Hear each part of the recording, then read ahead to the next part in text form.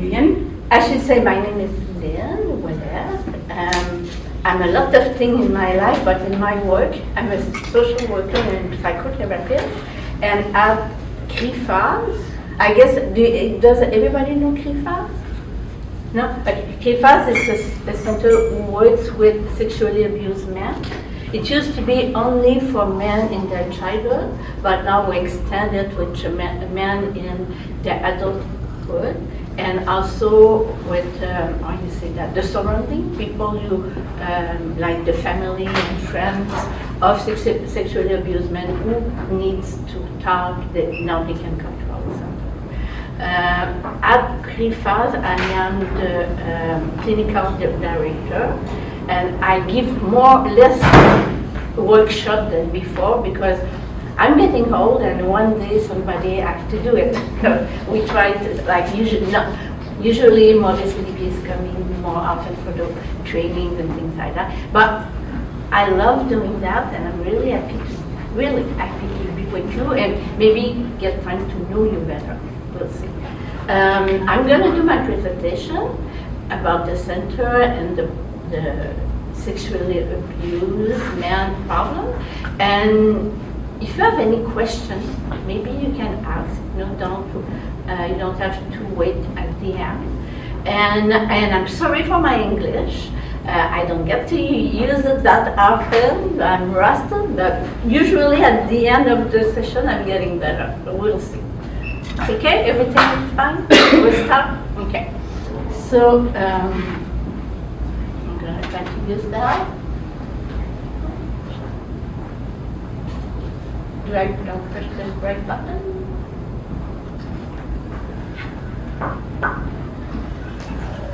Where is she? Christine? She went over. It was working, but I guess I'm going to go into that. Okay.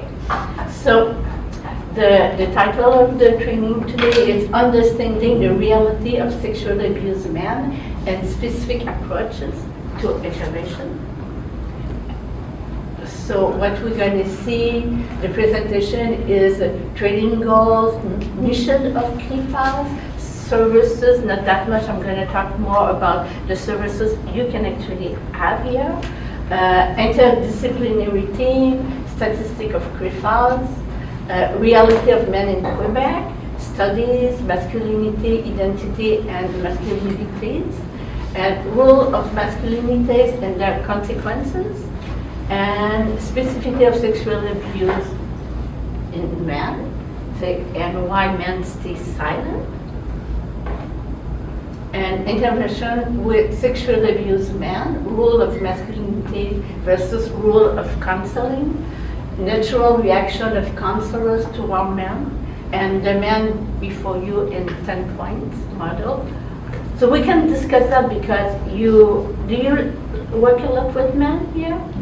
Yeah. So maybe you will agree with what I say. Maybe you won't agree with what I say. It's okay. We can discuss about it and question and answer. But you can ask questions anytime you want. Okay. The training goals. It's offer counselor better understanding of the reality of sexually abused men and specific approaches to intervention, and that's okay. That's what you want, I guess. And the mission of CRIPHASE is a non-profit organization aimed at offering support to men who are being sexually abused and are looking to regain control of their lives. And we offer support through psychological intervention, information sharing, awareness raising, activities that promote healthy dialogue, and training session. You will notice that we don't talk about, how you say that, guérison? Healing. Healing? Healing, yeah. Because we don't consider sexually abused men, but that reality to be a sickness, it's a suffering. And people, they don't need to be ill. They need to go where well-being. That's the way we see it in CRIPHASE. And we take a human approach, root in autonomy, dignity, respect, and individual differences, subjectivity, and the potential of growth and development. Since 2016, we add in our intervention we add the work with the body, because we see like the trauma, like how you say that in English? The trauma is something that's going to affect your autonomous system, nervous system, and we have to add the work on the body to really help the person to get better. Is that okay? Is that okay?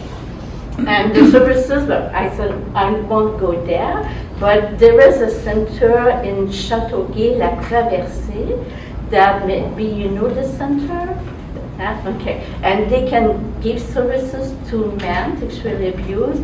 They give individual follow-ups in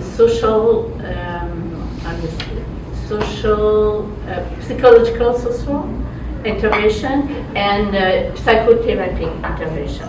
I don't know how long is the follow-up though, and it's all free. So, are there services in English or just French? Yeah, they give service in English also. So it's good to know, because they're the one who's going to be there for your man. So I pass that.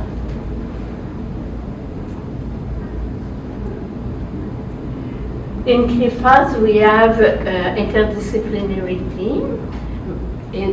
We have sexologists, we have criminologists, we have social worker, we have art therapists, we have psychologists.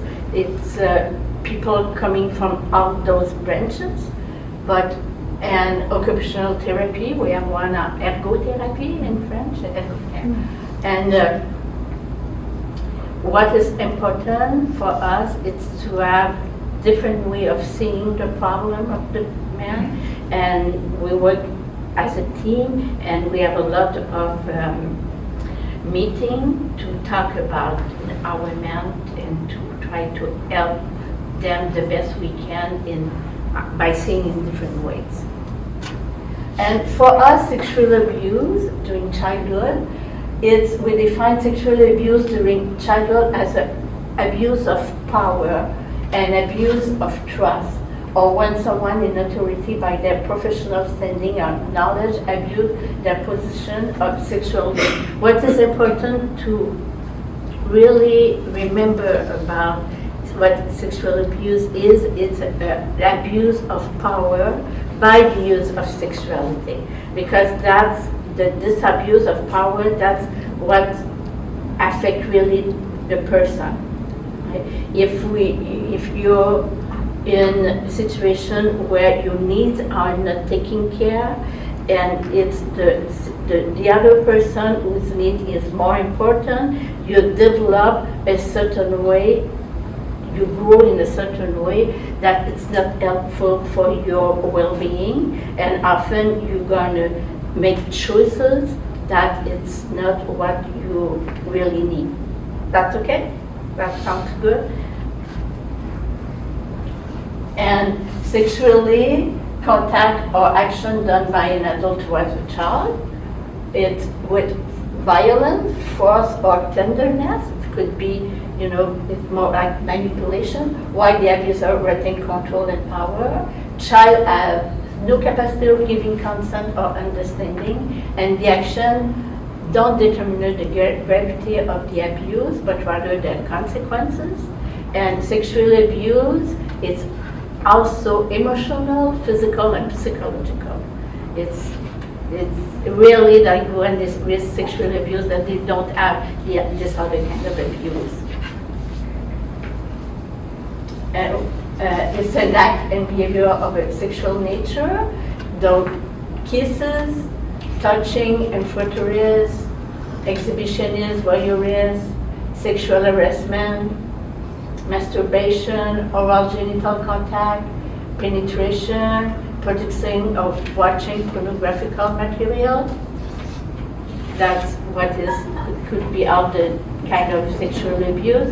But when you work with sexually abused people, what is really important to see, it's you cannot compare the consequence of a kiss and maybe a penetration, because there is the act, but also there is other factors that's going to create consequences. Like if the people, they try to talk, to tell people that they have been abused, and then people believe them.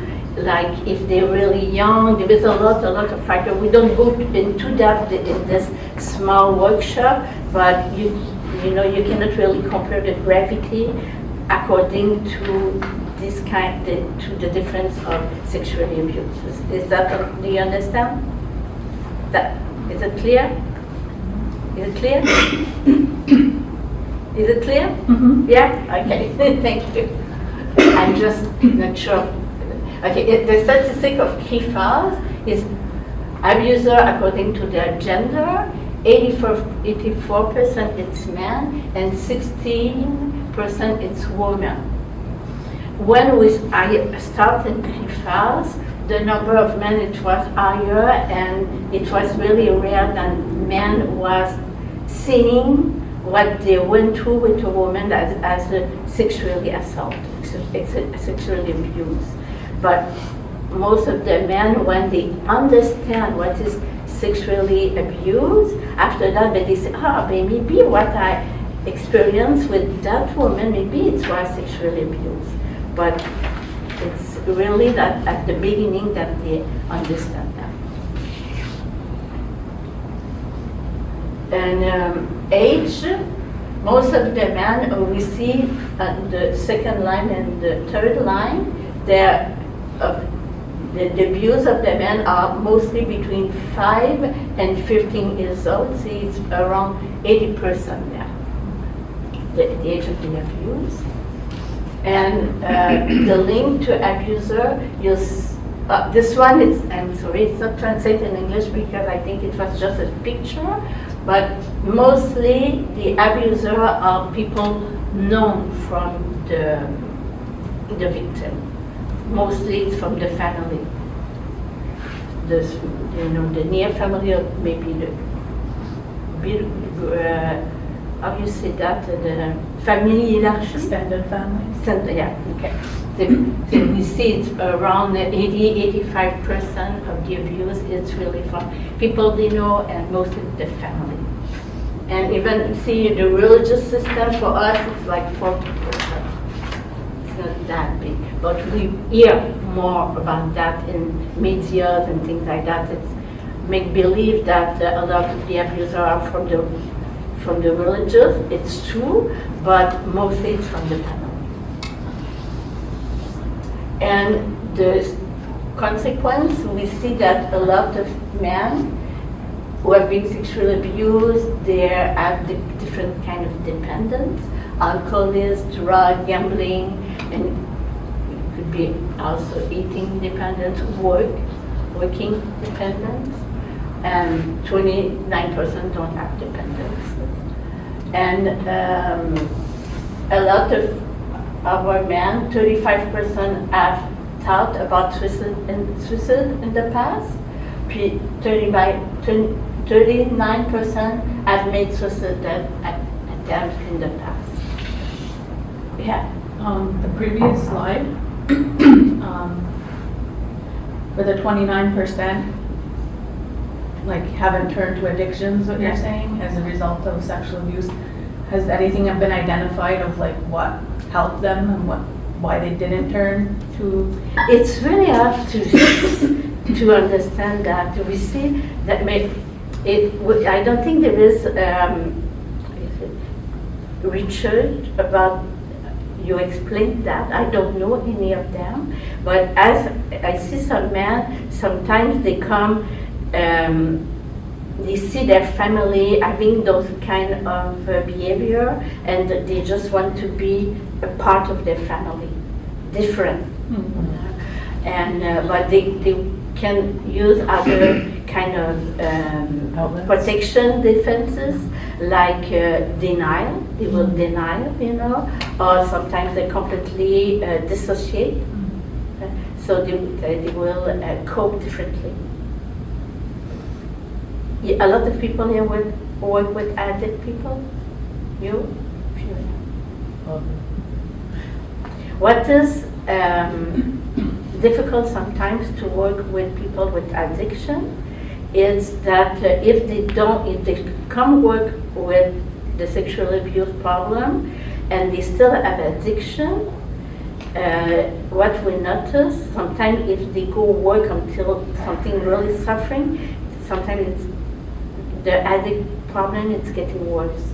So we often ask the people to work with the addiction first, and when they're stabilized, they can work with something, more deeper in their childhood. We check a lot of that. We see a lot of that. So when some people with addict problem come, we really check. Is your addiction is getting worse or not?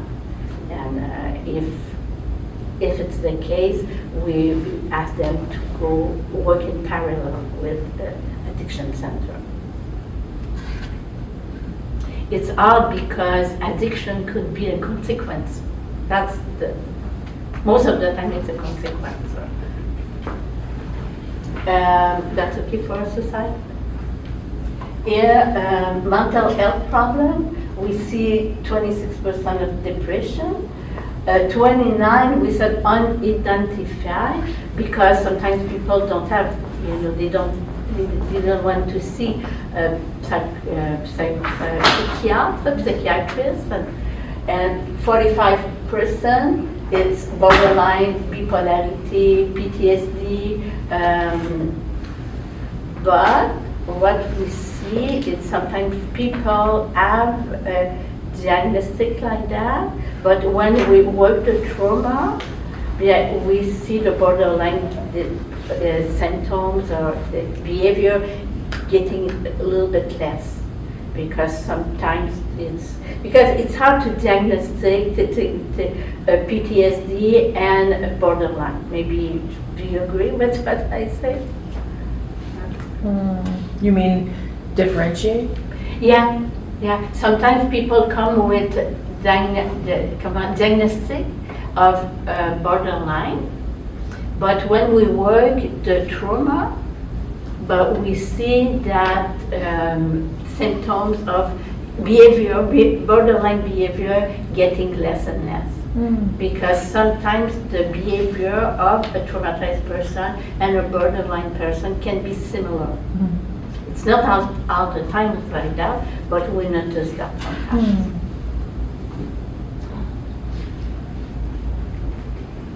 So, study on mental health suggests 3 major problems with it's men seeking help.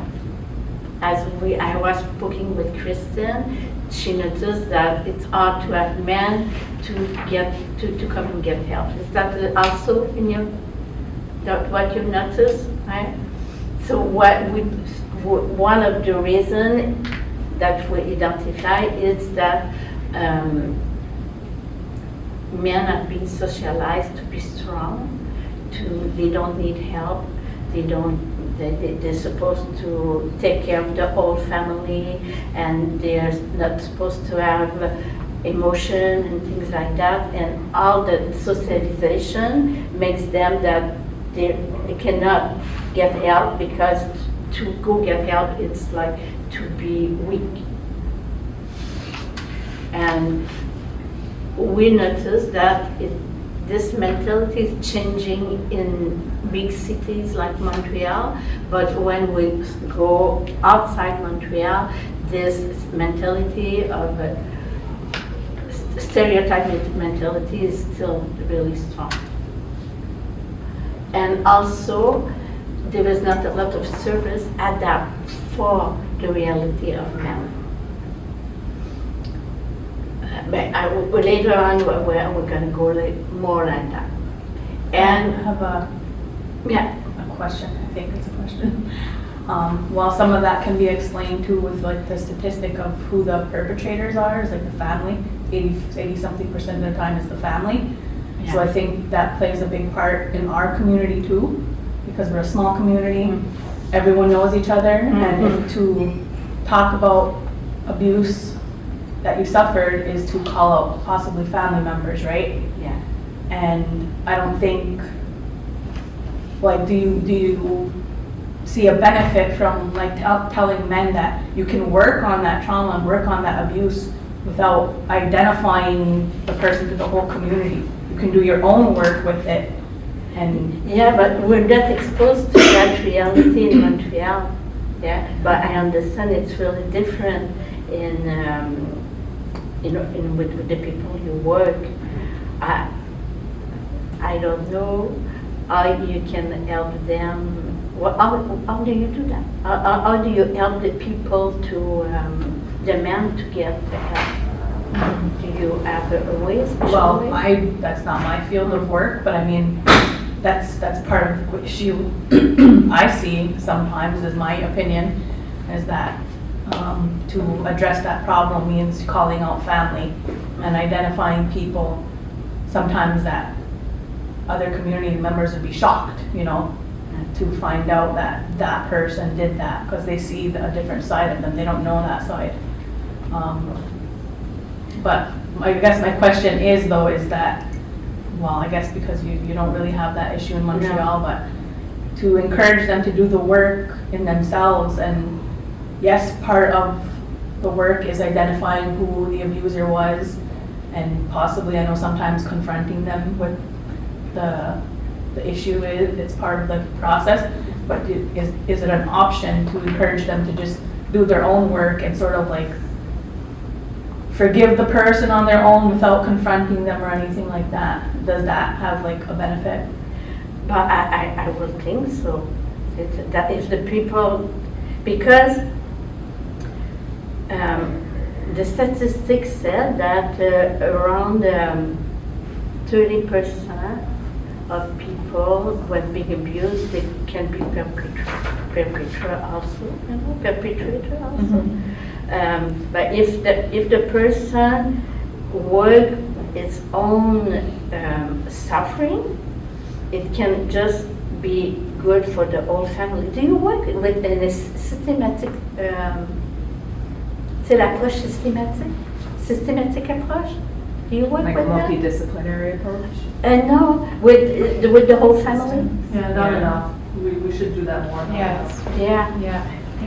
Because we don't get to work in that, but some center, they work in a systematic way where they have the whole family and they try with the whole family they try to see what is the problem and how they can together help, So you do that sometimes?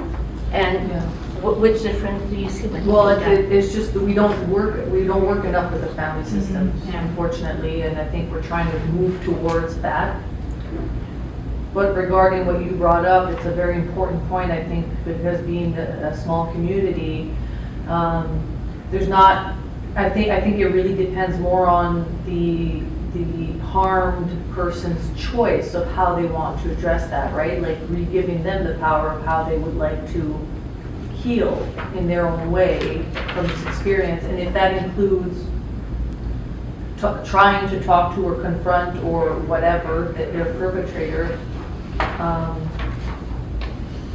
because what's happening a lot is the perpetrator is, because everyone knows them, right? There's so much shame, right? And yes, for the victim, but also for the harmer.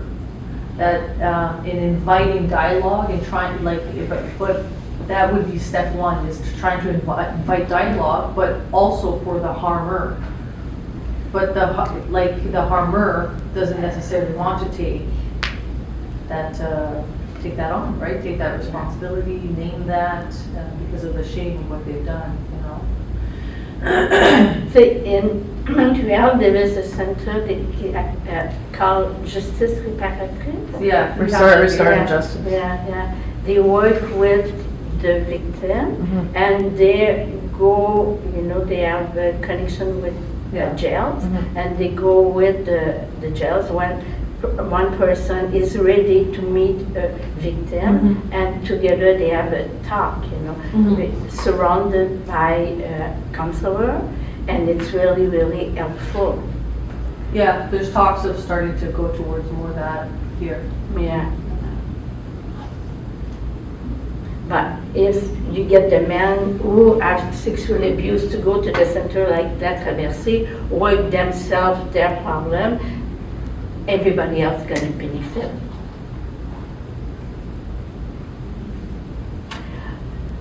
Yeah, do you know the difference between masculine identity and masculinities? No? Okay. So, what is masculinity identity? What is masculinities? Masculinity identity is a process by which the identity of a boy is defined by his own aspiration, goal, and values, and strong sense of belonging to the male sex. And building the masculine identity is a process that allows an adolescent to acquire a masculine role. Okay? So the masculine identity, it's really like when somebody is young and they identify themselves with the sex that they are. Like, I'm born as a woman, and when I was young, but I see myself as a woman, and like a man, so he's a boy, he sees himself as a boy. Okay? And we see a lot of things today, a lot of phenomena about young people that they identify with the gender, and they want to change gender and so on. Okay? So that's you really like you identify yourself as a man or a woman or not. And the masculinities, it's really like public expression of the masculine identity, correspond to social and cultural beliefs that determine what a man should or not do to be considered masculine. And some personality traits are culturally and socially considered masculine. And exhibition, these personality traits socially refer back to masculinity and reinforce masculine identity. So the first one is really the way you feel inside of you, and the other one is how you really like Present show that you're a man in public. Okay? And the men that you work with, how they show their masculinity.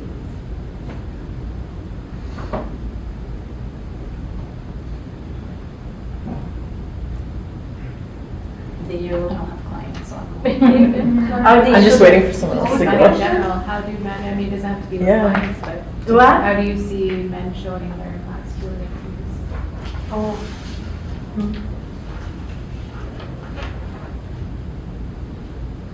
It's that by they show their anger. It's that Strength, their strength, yeah. Physical strength as well, and it's not just like, looking back to like the nuclear family, the father's the breadwinner, or like it's just kind of like, the role the father should take care of the family, but that strength Yeah. also. And what about the feelings? Do they show their feelings? Not A lot of repressed feelings. They repress feelings and. Or they feel, Coping? sorry, they also might feel embarrassed when they show signs of weakness. Yeah.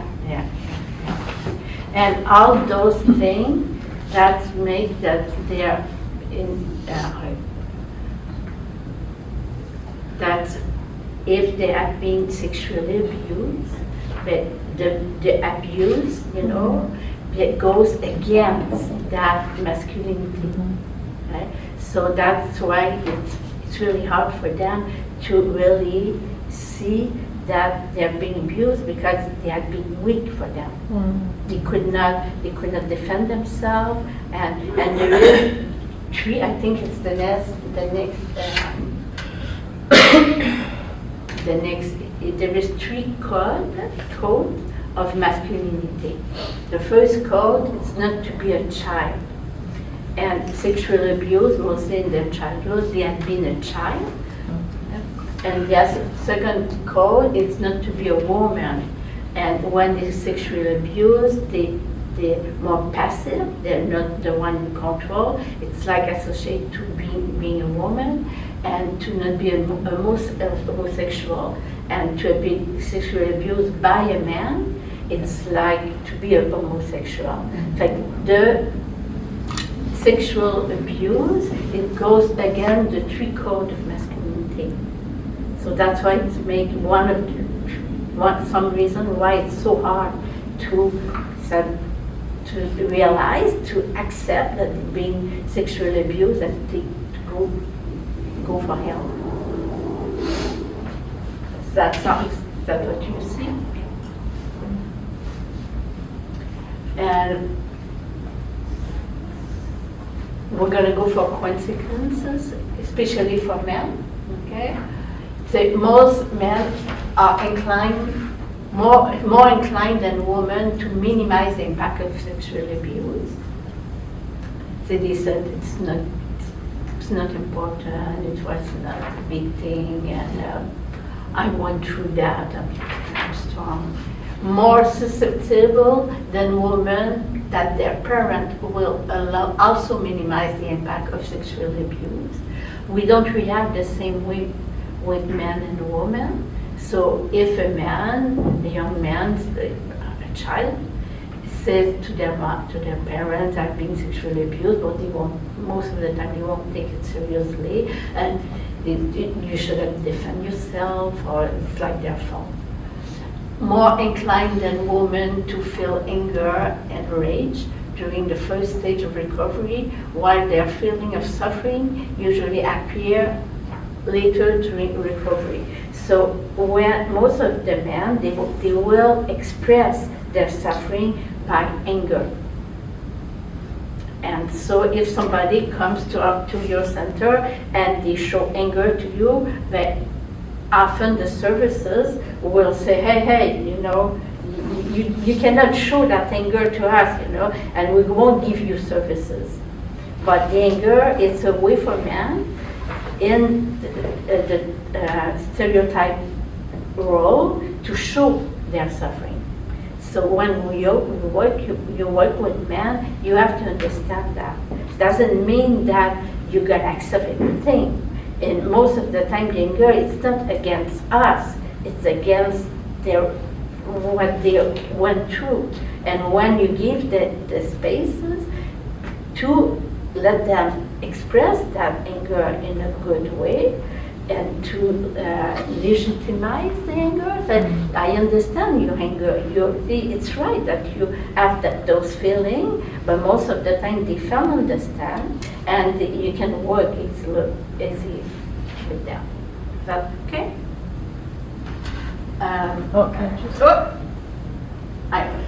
It's less inclined than women to see their childhood sexual experience as abusive.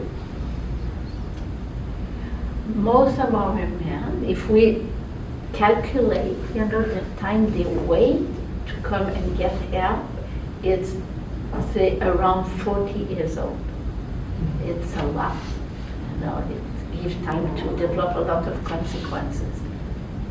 We notice since #MeToo, people are coming younger to get help and more different culture. That's one of the good things of #MeToo. And problem with coping mechanisms usually used by men to cope with distress and stressful events. And the mechanism that the men are going to use to take care of their suffering, sometimes they're ashamed about those mechanisms, and that's another reason why they won't get help.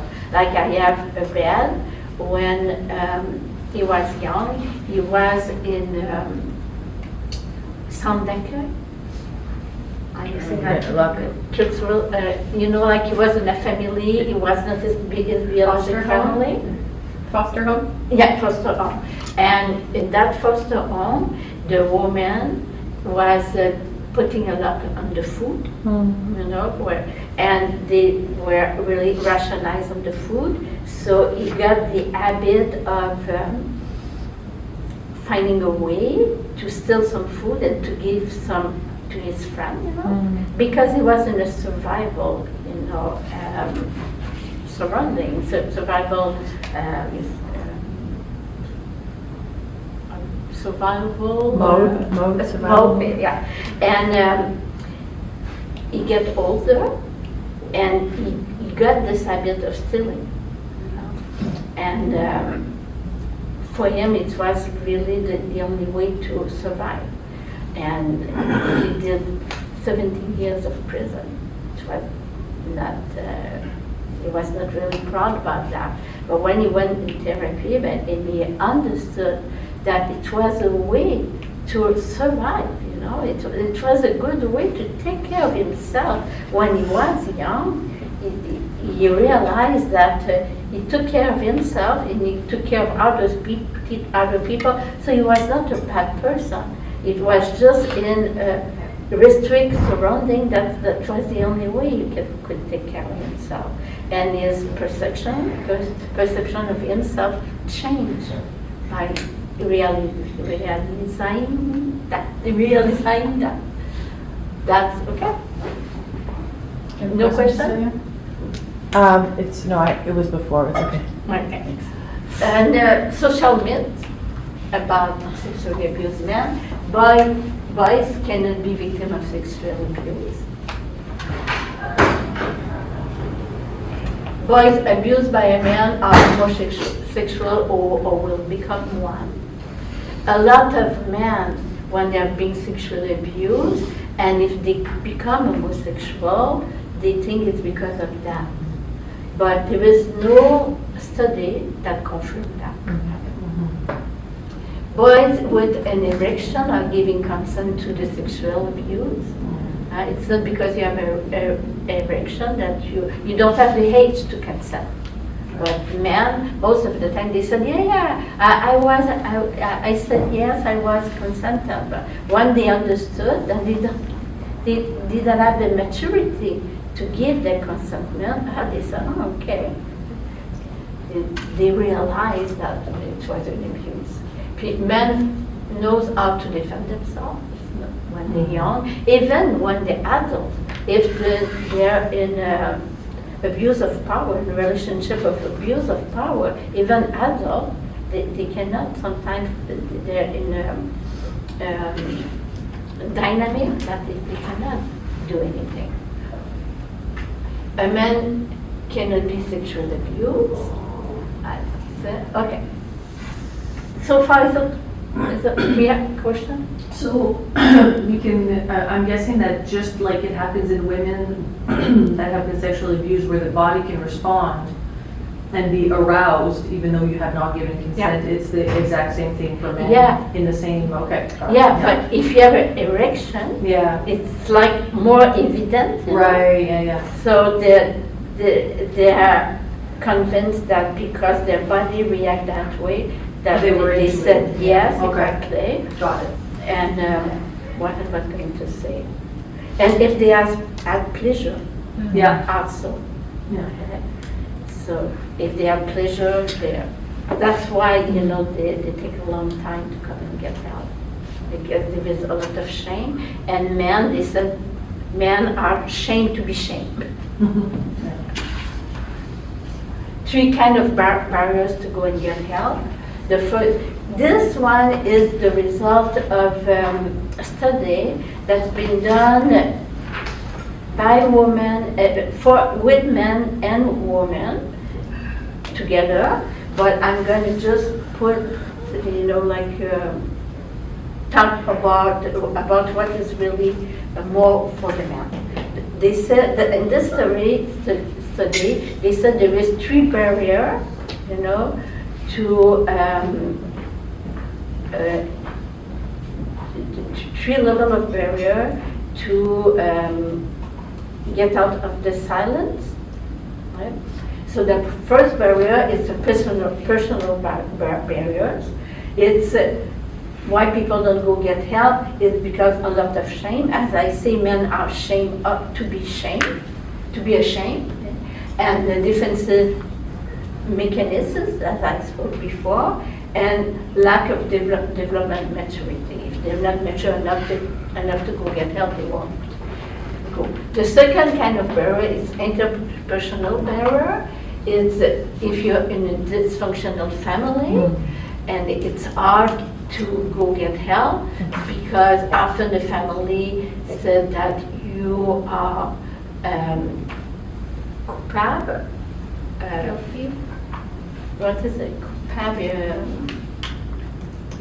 Guilty, thank you.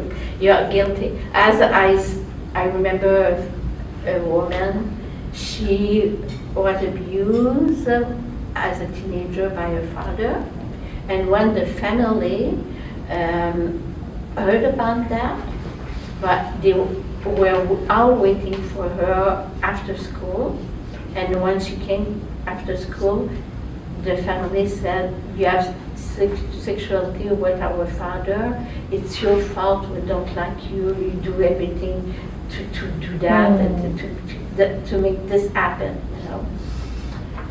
So it's sometimes so hard in dysfunctional family to really say the truth. And a sexual abuse person, men and women, they said that they can try about 6 to 8 times to tell what they're going through before really somebody believes them. And okay, the power dynamic, the fear of retaliation. Also, it's if let's say that if it's the abuser, it's the beau-père, Stepfather? Stepfather, and for the girl or the boy to say that to their mother, sometimes it's like impossible because they know that the mother won't be with it. And the third barrier is a social barrier. It's a social stigma. Mostly for men, it's really strong. It's strong for women, but it's really strong for men because we still believe that most of the men are the abuser, because we don't believe that a man can be sexually abused, and it's even worse when the abuser is a woman. And lack of info about sexuality, and for the men, it's lack of services. Even though, like in Montreal, we are one center for the sexually abused men, and there is like maybe 6, 7 centers for women. But there is not a lot of services, and we cannot, and that's why we cannot deserve people from outside Montreal, because we're only one center for Montreal. Now it's a good thing because there is other center and other part of the provinces. And if we see the role of masculinity and the role of counseling, if we compare, the role of masculinity is to be independent, be stoic, action-oriented, avoid conflict, ignore suffering and pain, keep pressing forward, and feign omniscience. And the role of counseling is seek help, express their feeling, be introspective, face their conflicts, confront suffering and pain, acknowledge failures, acknowledge ignorance. You see, it's in 2 different poles. So when you're really in the role of masculinity, in the stereotype, to go get help, it's really like completely another world. So it's the reason why it's really hard for men to go seek help, and also role of masculinity hide their private life, maintain control, sexualize intimacy, show their strength, express their pride, be invincible.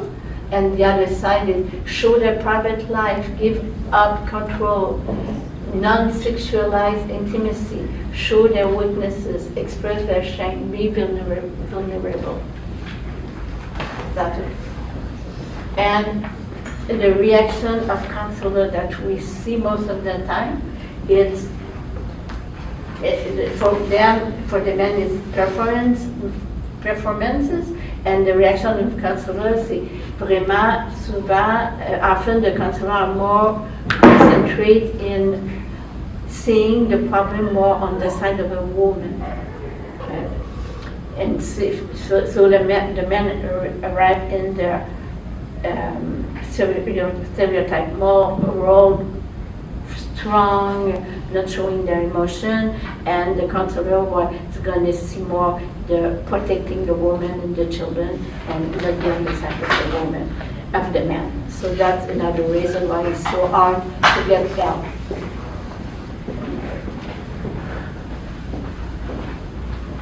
What time is it?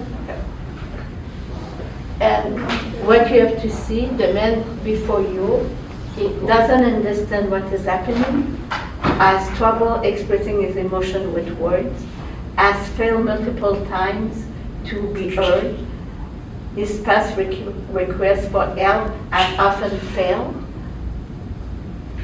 and has worsened his situation by trying to fix it alone, has low self-esteem, is in crisis, even suicidal crisis, does not understand he has violence problem because he does not understand what psychological violence is, has not yet found his internal motivation to change. Is that what you see in the men you work with?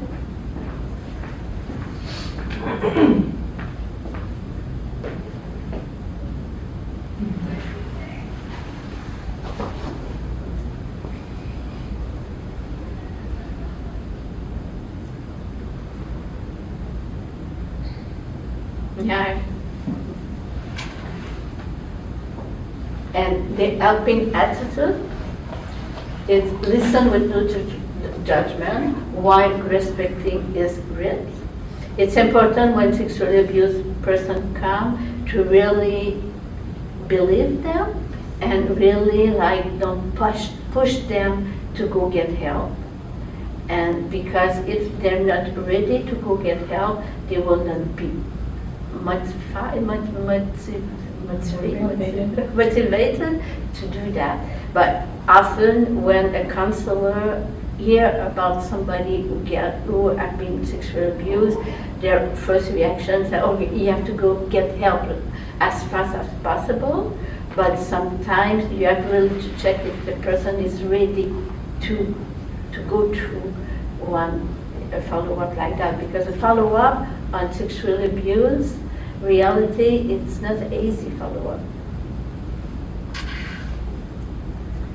Believe that the man is saying is validated emotion, encourage his strength, be supportive, seek help for yourself should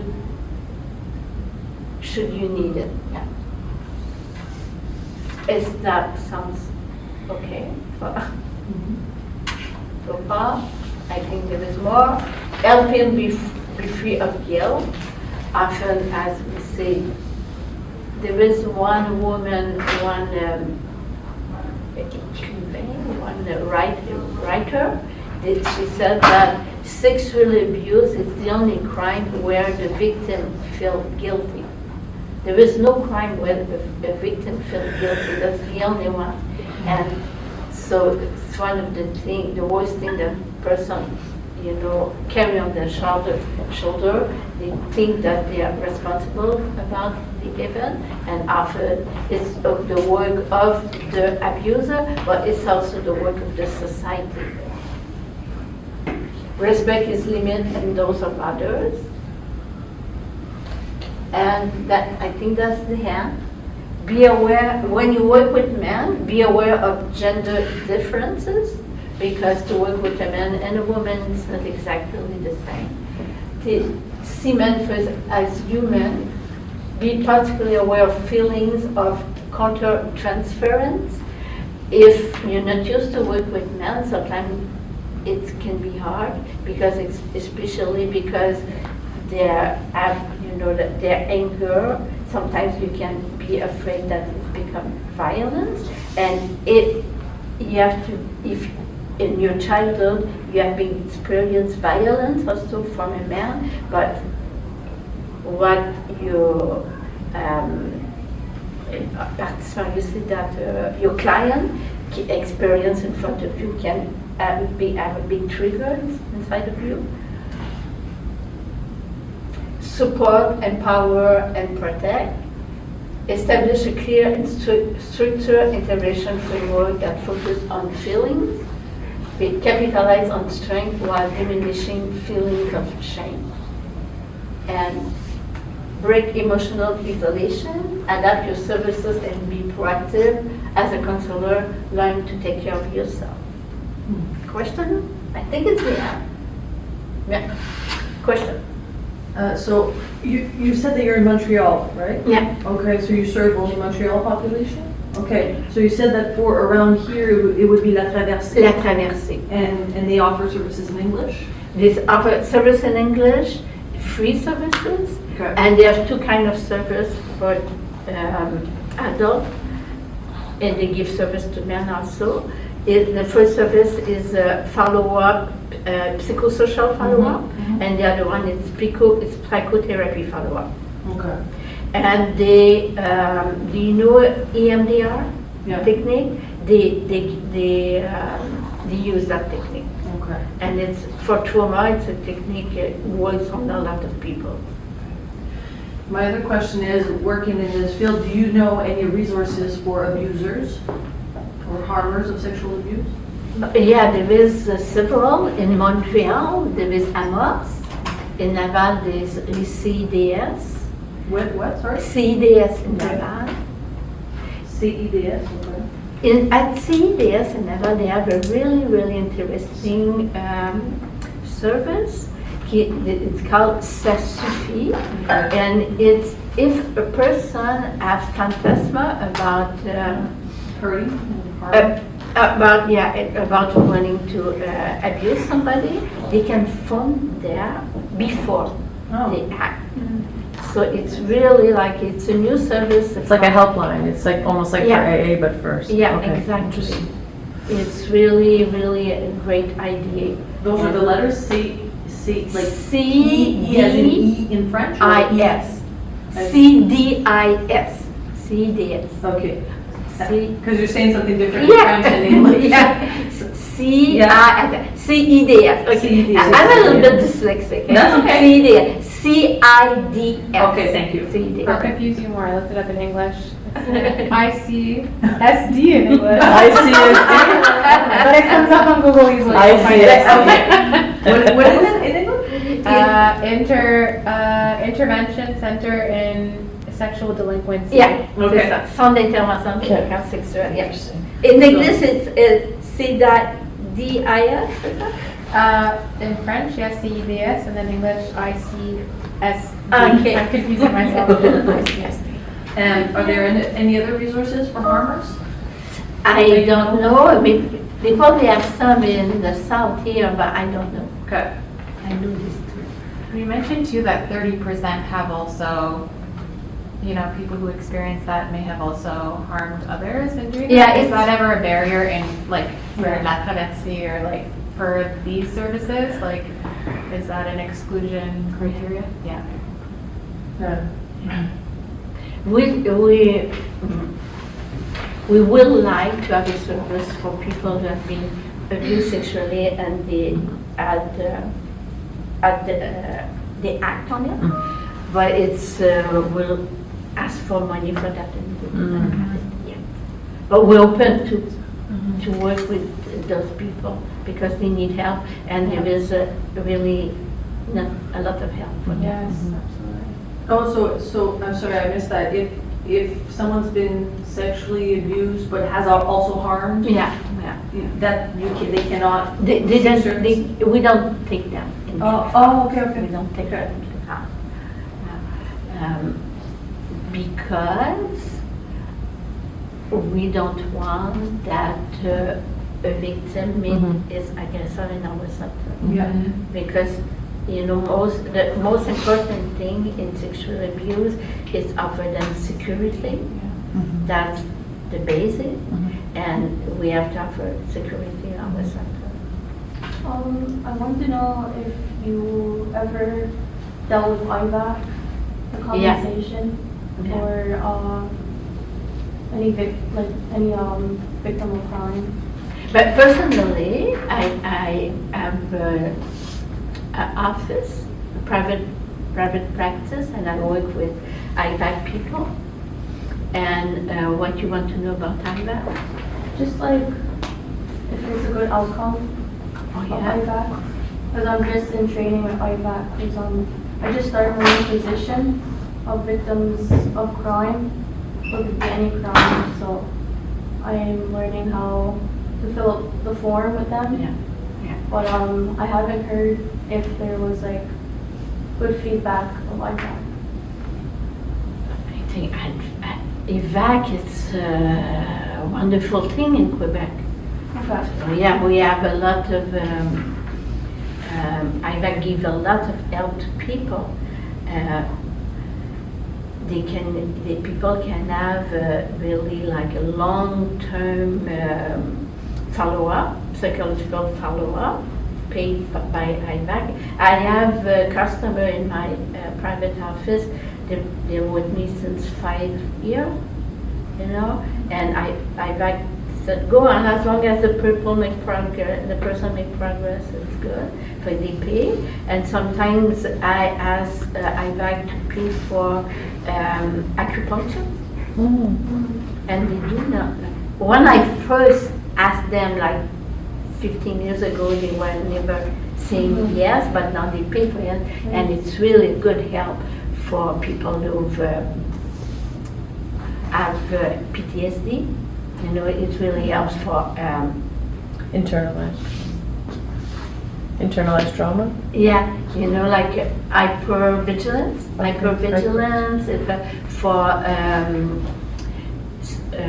insomnia problem, fatigue, and anxiety problem.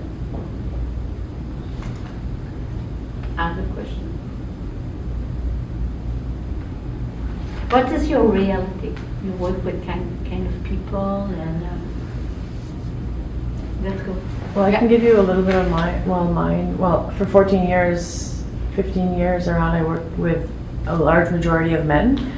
So going back to medium security in Leclerc also. And so for me, like I find personally, I work better with men. I work well with women. We're more adults. And so you talked about a lot of the internalized anger, a lot of that showing as well. And I understand too, like, in certain, in smaller communities, like, when people know each other, it's hard for them to address it or want anyone to know, because then it's going to go back. And so the reality, like some of my clients, let's say it comes out because they come to me for addiction issues, right? Whether alcohol, substance abuse with drugs. So it does come out afterwards. And like you said, a lot of times it's difficult because we're trying to address that issue, and then they're dealing with, and we know what the root is, right? So the root is the trauma, right? So it's multi-fast, you know what I mean? So, and how do you deal with that? Like you said, you can't do everything at once. So you have to work on the addiction first, you know what I mean? Most and of then the time it's that. in steps. That's what I noticed. Okay, and you? Well, I just started here, so I don't have that much clients yet. Okay. But I used to work at Maison Sous les Arbres. Comment? La Maison Sous les Arbres in Châteauguay, Okay. the suicide prevention center. But I mean, I had all sorts of. It was harder for men to call us, but my supervisors, once we did have men, thought that they wanted us to focus more on it and give more attention to it, but they did want to at the same time because it was so rare that men would call. Yeah. So we would put a bit more, like, not pressure for them to come, but like opening them like, hey, you can come, we're here to help you out, so, yeah. And they said that when a man calls, it's often when they're in crisis. Yeah. So if you can, give him service right now. Mm-hmm. We used to be able to give service right now. Now it's, the people have to wait like around 6 months now, but we don't like this situation. It's not ideal for one who works. And who else? Who wants to? You? What you doing? So I work with the elders. Okay. So far, like, I hear a lot of the abuse from residential schools. So I'm hearing the disclosures a little bit more now. Currently I have 3 who recently disclosed, and it was really, like, I'm happy to hear what you said, because my immediate reaction was, okay, let's go and get you help. Like, Yeah. let's go and, like, sue you up with services. And I noticed their pullback right away. Yeah. So then I just let them talk. You can let lose them. talk, and I just, Yeah. and when they're ready, then we'll reach out for services. What I see a lot of is that they have to face their, not them in particular, but I have 3 other clients who have to face their abusers at least weekly, if Yeah. it's not every day, because Yeah. they're in the community. Yeah. So that's what I find, like, I'm not sure how to, like you said, you guys don't want your clients to meet their No, victim. exactly. We have no choice. It's Yeah. happening. Yeah, it's really hard. I used to work in a spiritual community where people are really close and feel like here, and it's really hard to make the other people to understand what the victim go through in the presence of the abuser. They minimize the impact. And we were saying, telling the people that we have to do everything so she doesn't meet that person. And people were saying, but you restrain the abuser to come into the center, you restrain them, but In a it's small not community, easy. we don't have that. That's option. why I think, but I don't have the experience to work in systematical approach. I think it's the best way to deal with that reality. There is a center, I think, in Gatineau, CIASF. They used to work with the systematical approach. Right. You have to check. I know before they used to. I don't know if they do it that way these days, but maybe it's going to help you better to know the best way to do things. We don't have to do that in Montreal because it's so rare that people meet their aggressor or their abuser. Yeah. Well, one question, one comment. Can we have the slides? Yeah. Okay. And the comment was, like, I know men have a different approach to everything than women. Like, I know there are different personalities and everything, but to see it like that, it's like, oh wow, to see it like being like the masculine version is this, and what we ask of them is this, and it's complete opposites. That's why it's hard for them to reach out and get help. To see it like that, like, it was really helpful. I know that there is some, center out of Montreal. They used to gather the people, like in outside activities or like tricking them, something like that, to have them to know the center better and things. And when they know you better, then you can have some confidence. You have to find different way to bring them. To have them to feel safe and be able to talk. We don't have this reality. So in addiction, people come there by themselves. Sorry? In addiction, they come because they recognize they have a problem and they come by themselves.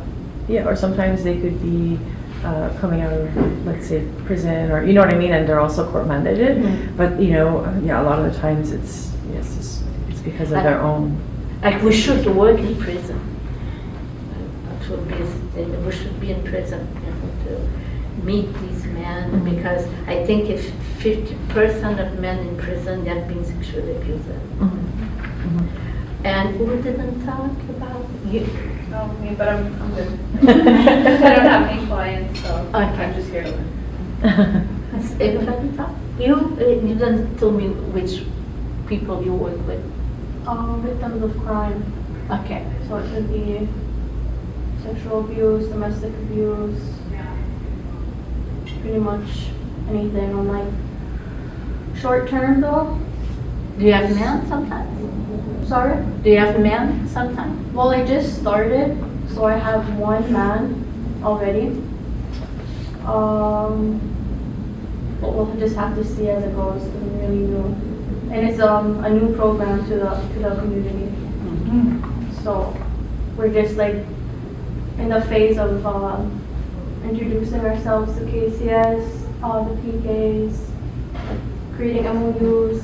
So we probably will hear me soon. It's called Yung Wait, I have the thing here. I'm just like learning it. Yung Victim Services. Can I have one of those? Yeah, do you have extras? Like not yet, just because we're not ready there. We're not ready. In Kanawaki? Are you under the victim services of MCK? Yeah. Okay. Mhm. Okay, cool. Yeah. I asked that, I said, can I start handing them out? And they said, not yet, because we're still. They don't want to be flooded. Yeah, we're still figuring it out, because it's only me right now. And a colleague, she's like the community initiative, but she doesn't take clients, so it's just me right now. So, Are you with Cheryl Lahatch? yeah. Okay, that's it. Okay, got it. Yeah. So, yeah, you'll see me soon. It's just not out there yet right now. Other questions? Thank you. Thank you.